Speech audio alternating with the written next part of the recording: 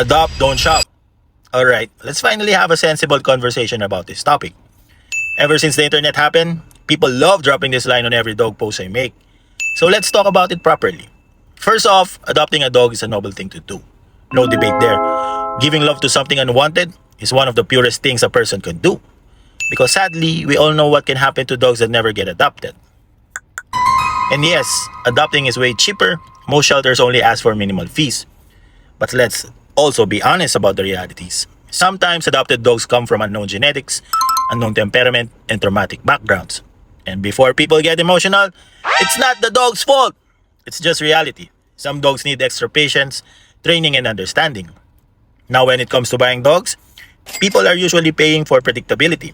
You're choosing a dog that fits your lifestyle, personality, goals, and preference. Whether that's structure, temperament, drive, or bloodline, that's what people are investing in.